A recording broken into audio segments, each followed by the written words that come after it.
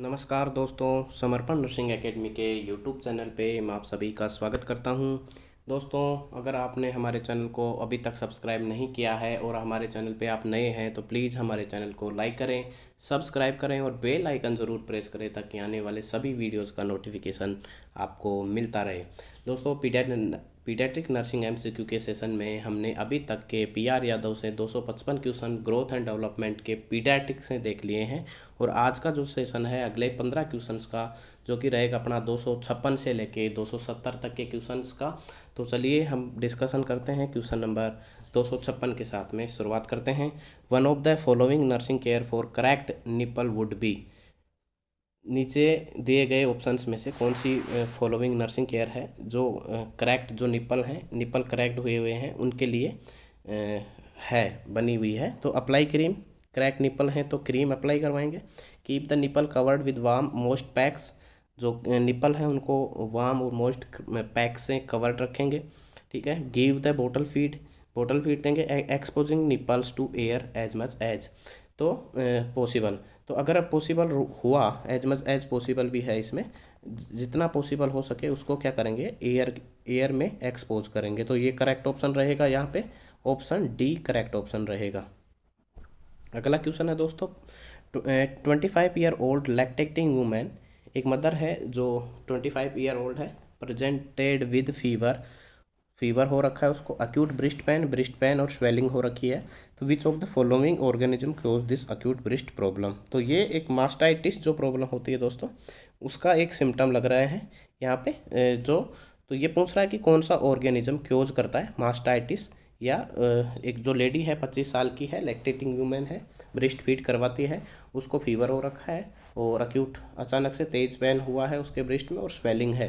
तो नीचे दिए गए जो माइक्रो ऑर्गेनिजम्स हैं उनमें से कौन सा माइक्रो ऑर्गेनिज्म है जो इसके लिए रेस्पॉन्सिबल है, किसके लिए, मास्टाइटिस के लिए। ये किसके सिम्टम है, मास्टाइटिस के लिए। मास्टाइटिस का आइटिस किसी शब्द के पीछे लगा है, मतलब इन्फ्लामेशन है, इन्फ्लामेशन है।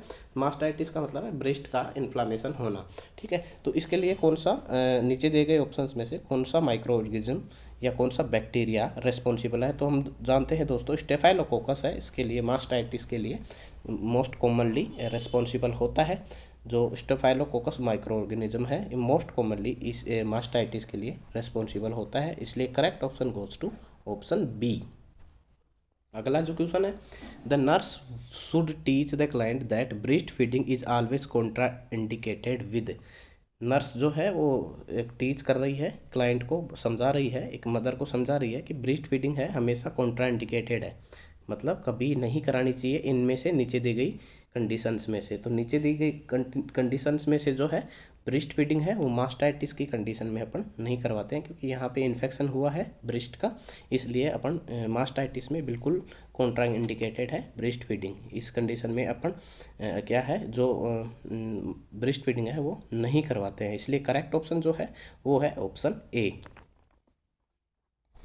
अगला जो क्वेश्चन है, which of the following measures would the nurse include in the teaching plan about the method to prevent breast engorgement in postmortem period.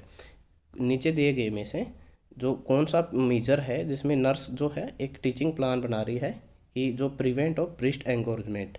Breast एंगोर्जमेंट का मतलब होता है एक प्रकार से स्वेलिंग होना ही, ब्रेस्ट में एक प्रकार से स्वेलिंग हो जाना। ठीक है। जो कि डिलीवरी के 3 से 4 दिन पे ऐसा हो जाता है, ब्रेस्ट का एंगोर्जमेंट हो जाता है। ठीक है। तो उसके लिए क्या जो मेजर है, क्या प्लान यूज में ले गई, नीचे दिए गए ऑप्शंस में से। तो पहला ऑप्शन है breast feeding neonate at frequent interval, जो नियोनेट है उसको फ्रीक्वेंट इंटरवल से ब्रेस्ट फीड करवाएं। Decrease fluid intake for first 24 to 48 hours, fluid intake जो है उसको डिक्रीज कर दे। Feeding the neonate a maximum of 5 minute as per side on the first day, पहले दिन ज़्यादा से ज़्यादा 5 मिनट तक जो है वो एक साइड फीड करवाए। Wearing a supportive brassiere with nipple shields. तो इसमें करेक्ट ऑप्शन है दोस्तों वो जाएगा breast feeding neonate at frequent interval. Frequent interval के दौरान जो है अगर ब्रेस्ट फीड करवाती है मदर बच्चे को, तो ब्रेस्ट इंगोर्जमेंट की जो प्रॉब्लम है उससे निजात पा सकते हैं, उससे रिलीफ पा सकते हैं, इसलिए correct option goes to option A. अगला जो क्वेश्चन है दोस्तों, all of the following are the measures during the postmortem period to prevent engorgement of breast. नीचे दिए गए ऑप्शंस में से इंगोर्जमेंट ऑफ ब्रेस्ट के लिए मेजरमेंट कौन कौन से हैं, एक्सेप्ट एक को छोड़ के। Cold fomentation, wearing supportive bra, expression of surplus, breast milk, early and frequent breast feeding. तो दोस्तों इसमें कोल्ड फोमेंटेशन अपन नहीं करवाते हैं, ब्रेस्ट इंगोर्जमेंट की कंडीशन में जो है अपन कोल्ड फोमेंटेशन नहीं करवाते हैं। तो इसमें भी एक्सेप्ट पूछा है, इसलिए correct option goes to option A कि कोल्ड फोमेंटेशन अपन नहीं करवाएंगे। अगला जो क्वेश्चन है, BFHI, BFHI स्टैंड फॉर, कि जो BFHI है इसकी फुल फॉर्म क्या है। क्या BFHI की full form breast feeding hospital initiative है, क्या ब्रेस्ट फीडिंग हेल्थ इनिशिएटिव है, क्या बेबी फ्रेंडली हेल्थ इनिशिएटिव है, या बेबी फ्रेंडली हॉस्पिटल इनिशिएटिव है। तो दोस्तों करेक्ट ऑप्शन है वो होता है BFHI का मतलब होता है baby friendly hospital initiative. Baby friendly hospital initiative ये जो है एक प्रकार का एक कैंपेन है जो कि जॉइंटली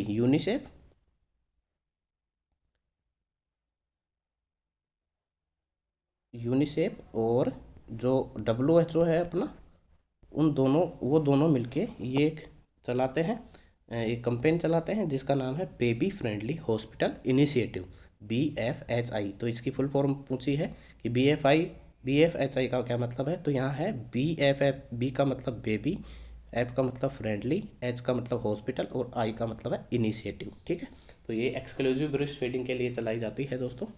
तो ये हो गया करेक्ट ऑप्शन। अगला जो क्वेश्चन है, the baby friendly hospital initiative BFHI was launched jointly by, किसके द्वारा जॉइंटली लॉन्च की गई थी। तो अभी मैंने बताया कि यूनिसेफ और जो WHO है उसके द्वारा 1992 में ये लॉन्च की गई थी। किस में लॉन्च की गई थी, 1992 में। इसमें 10 स्टेप होते हैं जो कि फॉलो करना होता है हॉस्पिटल के द्वारा, जिसमें क्या है ये प्रमोट करती है एक्सक्लूसिव ब्रेस्ट फीडिंग को। BFHI किसके लिए, एक्सक्लूसिव ब्रेस्ट फीडिंग जो है उसके लिए, इस पर उसको प्रमोट करने के लिए, उसको एंकरेज करने के लिए ये 1992 में ये लॉन्च की गई थी। ठीक है, और किसके द्वारा, यूनिसेफ एंड WHO के द्वारा। तो इसलिए correct option goes to option A. अगला जो क्वेश्चन है, objective oblique function of BFHI, कि ऑब्जेक्टिव और फंक्शन क्या रखे गए हैं BFHI baby friendly hospital initiative के ऑब्जेक्टिव और फंक्शन क्या है। तो to promote drug therapy, to promote breast feeding, to promote growth of baby and all of above. तो दोस्तों BFHI जो है hospital baby friendly hospital initiative जो कि ब्रेस्ट फीडिंग के लिए, एक्सक्लूसिव ब्रेस्ट फीडिंग के लिए रखी गई थी, लॉन्च की गई थी। इसलिए ये प्रमोट करती है किसको, ब्रेस्ट फीडिंग को। इसलिए करेक्ट ऑप्शन जो है वो जाएगा ऑप्शन बी।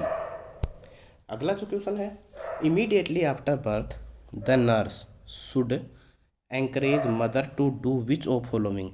बर्थ के तुरंत बाद जो है नर्स है वो मदर को एंकरेज करेगी, क्या करने के लिए एंकरेज करेगी, feed the neonate, allow the neonate to sleep, get to know the neonate and change the neonate's diaper.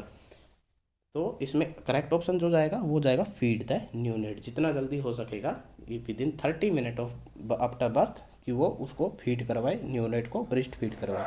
इसलिए करेक्ट ऑप्शन गोज टू वो है ए, ऑप्शन ए, क्योंकि एनकरेज करेगी मदर को एक नर्स कि वो उसको जितना जल्दी हो सके फीड टू नियोनेट को फीड करवाए। इसलिए करेक्ट ऑप्शन ए। अगला जो क्वेश्चन है इसमें खालिस्तान दिया हुआ है, इज द, जैसे खालिस्तान इज द, यहाँ के कुछ एक ऐसा शब्द आएगा, is a means of standardising the method of evaluating recording condition of baby in numerical terms at 1 minute after birth and if necessary after 5 minutes।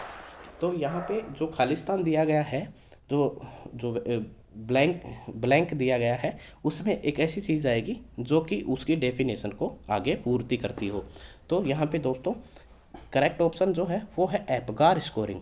तो एपगार स्कोरिंग है, यहाँ रखिए एपगार स्कोरिंग को, फिर पढ़िए कि Apgar scoring is a means of standardize the method of evaluating recording condition of baby in numerical terms आप at 1 minute after birth and necessary after 5 minute. 1 minute और 5 minute में, 1 मिनट एंड 5 मिनट में evaluate करना और उसको record करना baby की जो फिजिकल कंडीशन है उसको जन्म के तुरंत बाद, यानी कि 1 मिनट में और अगली 5 मिनट में अगर ज़रूरी हो तो, नेसेसरी अगर ज़रूरी हो तो 5 मिनट में जो फिजिकल कंडीशन को न्यूमेरिकल फॉर्म्स में, न्यूमेरिकल टर्म्स में रिकॉर्ड करना और इवेलुएट करना एक प्रकार का क्या प्रोसेस है, स्टैंडर्डाइज प्रोसेस है। वो क्या कहलाती है, उसको बोलते हैं Apgar score, APGAR, Apgar score. यहाँ पे एपगार जो है वो भी बहुत सारी चीज़ों से मिलके बना है, 1 2 3 4 5 चीज़ों से मिला है। A4 यहाँ पे होता है अपीयरेंस, जो फिजिकल कंडीशन होती है बेबी की, उसके लिए एपगार स्कोर बनाया गया है कि उसको इवेलुएट करना और उसको रिकॉर्ड करना। तो A4 appearance, P4 pulse, G4 grimace मतलब रिफ्लेक्स, A4 एक्टिविटी मतलब muscle tone and R4 respiratory effort मतलब रेस्पिरेटरी रेट। तो यहाँ पे correct option goes to option A. अगला जो क्वेश्चन है वो रहेगा quantitative assessment of neonate's condition at birth is done by. जो क्वांटिटेटिव मतलब न्यूमेरिकल भी अपन बोल सकते हैं, numerical assessment of neonate's condition at birth is done by, किसके द्वारा किया जाता है क्वांटिटेटिव या न्यूमेरिकल असेसमेंट, वो किया जाता है एपगार स्कोर के द्वारा। तो इसलिए correct option goes to option C, Apgar score के द्वारा अपन क्वांटिटेटिव या न्यूमेरिकल असेसमेंट ऑफ नियोनेट्स की फिजिकल कंडीशन की जो क्वांटिटेटिव या न्यूमेरिकल असेसमेंट है वो करते हैं, किसके द्वारा, एपगार स्कोर के द्वारा। इसलिए correct option goes to option C. अगला क्वेश्चन है Apgar score is recorded at, कि एपगार स्कोर है वो कब कब रिकॉर्ड करते हैं, 1 minute and 5 minute after birth, 5 minute and 8 minute after birth, 2 minute and 5 minute after birth and 5 minute and 10 minute after birth. तो इसमें दोस्तों अभी मैंने बताया कि फर्स्ट बार तो 1 मिनट के अंदर अंदर करना होता है, उसके बाद में अगर नेसेसरी हुआ तो 5 मिनट, उसके बाद में 1 एंड 5 मिनट। तो इसलिए करेक्ट ऑप्शन यहाँ पे ए रहेगा। करेक्ट ऑप्शन क्या रहेगा, ए, 1 minute, 1 minute and 5 minute after birth.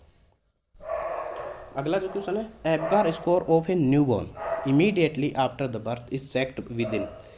Apgar score है न्यूबॉर्न का इमीडिएटली आफ्टर बर्थ कितनी मिनट में या कितनी देर में चेक करना है। तो हम जानते हैं कि जो पहला एपगार स्कोरिंग है वो विद इन 1 मिनट में अपन को चेक करना है, और अगला जो है वो विद इन 5 मिनट में, अगला 5 मिनट के अंदर अपन को चेक करना है। तो इसलिए correct option goes to 1 minute.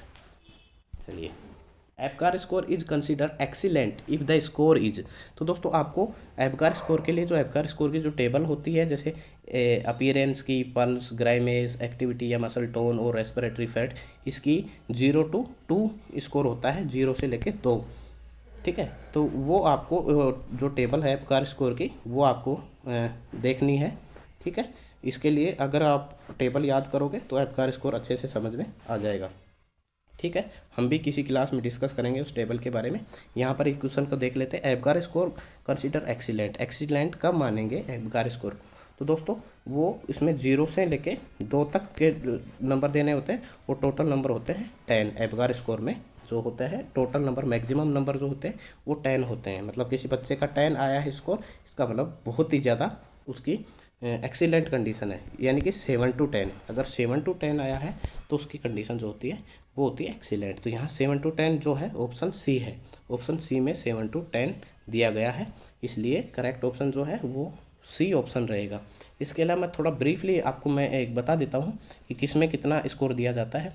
कि अगर एपगार स्कोर जो है, अगर एक देखिए यहाँ पे एपगार स्कोर की रेंजिंग में आपको बता देता हूँ। अगर 7 से 10 है एपगार स्कोर, अगर 7 से 10 है तो गुड और एक्सीलेंट माना जाता है, इसमें नो डिप्रेशन, ठीक है। अगर 4 से 6 है तो वो माइल्ड डिप्रेशन उसमें माना जाएगा, मतलब थोड़ा फेयर है, ठीक है। तो उसके इस कंडीशन में अपन को स्टिमुलेट करते हैं बच्चे को और ऑक्सीजन एडमिनिस्टर करते हैं। देखिए दोबारा से मैं थोड़ा सा आपको एक बार बता देता हूँ इसको ब्रीफली, कि अगर 7 to 10 आ रहा है तो कंडीशन एक्सीलेंट है, ठीक है। और अगर 4 to 6 आ रहा है तो मतलब थोड़ा माइल्ड डिप्रेशन है उसको, माइल्ड क्या है, डिप्रेशन है। तो इस कंडीशन में अपन क्या करते हैं, माइल्ड डिप्रेशन की कंडीशन में उसको थोड़ा स्टिमुलेट करते हैं और उसको ऑक्सीजन एडमिनिस्टर करते हैं। उसके बाद में अगर लेस देन 4 आ रहा है, लेस देन 4 स्कोर आ रहा है, एपगार स्कोर 4 आ रहा है, तो बहुत ही ज़्यादा पुअर कंडीशन ऐसे में मानी जाती है, बहुत ही ज़्यादा पुअर कंडीशन मानी जाती है, यानी कि सीवियर डिप्रेशन। ऐसी कंडीशन को बोलेंगे सीवियर डिप्रेशन। तो इसमें एस्पाइक्सिया भी बोल सकते हैं या सीवियर डिप्रेशन भी बोल सकते हैं। तो ऐसी कंडीशन में अपन क्या करेंगे, अगर बहुत ज़्यादा एस्पाइक्सिया है, सीवियर डिप्रेशन है, तो अपन क्या करते हैं, CPR उसमें देते हैं। तो 3 ही तरीके से याद रखना है। 7 से 10 है तो वो एक्सीलेंट है या गुड है, नो डिप्रेशन। 4 से 6 है तो माइल्ड डिप्रेशन, और 4 से नीचे है स्कोर तो पुअर कंडीशन है या सीवियर डिप्रेशन है या एस्पाइक्सिया है। तो ऐसी कंडीशन में क्या करेंगे, CPR जो है बच्चे को देंगे। इसलिए करेक्ट ऑप्शन यहाँ पे 7 से 10 मतलब एक्सीलेंट उसका स्कोरिंग है। ठीक है दोस्तों, तो ये हुआ आपका क्वेश्चन नंबर 269। और आज का अंतिम क्वेश्चन जो रहेगा वो है the normal Apgar score of a newborn is. तो नॉर्मल एपगार स्कोर है यानी कि नॉर्मल यानी कि गुड कंडीशन कब है, तो 7 और 7 से अबो, 7 और 7 से अबो है, 7 और 7 से अबो है, ऐसे डिनोट करते हैं उसको, 7 और 7 से अबो। तो उस कंडीशन को क्या बोलेंगे, नॉर्मल एपगार स्कोर। दोस्तों एपगार स्कोर मतलब A for appearance, P for pulse, G for grimace मतलब रिफ्लेक्स, फिर A फॉर एक्टिविटी मतलब muscle tone, and R for respiratory rate. ठीक है, रेस्पिरेटरी एफर्ट या रेस्पिरेटरी रेट। इसमें टोटल 10 मार्क होते हैं, मैक्सिमम 10 मार्क होते हैं। 10 मार्क में अगर 7 से 10 मार्क आए हैं तो एक्सीलेंट कंडीशन है बच्चे की, और अगर 6 से और 4 से और 6 आए हैं तो मतलब माइल्ड डिप्रेशन है, और बिलो 4 आए हैं इसका मतलब सीवियर डिप्रेशन है। उस कंडीशन में CPR बच्चे को देते हैं। तो दोस्तों आज का सेशन यहाँ पे कंप्लीट होता है 270वां क्वेश्चन पे, और आशा करता हूँ कि आपको ये सारे क्वेश्चन जो है विद रेशनल आपको समझ में आए होंगे। और दोस्तों अगर अभी तक आपने हमारे चैनल को सब्सक्राइब नहीं किया है तो प्लीज़ हमारे चैनल को सब्सक्राइब करिए, बेल आइकन ज़रूर दबाइए ताकि आने वाले सभी वीडियोज़ का नोटिफिकेशन आपको मिलता रहे। दोस्तों धन्यवाद।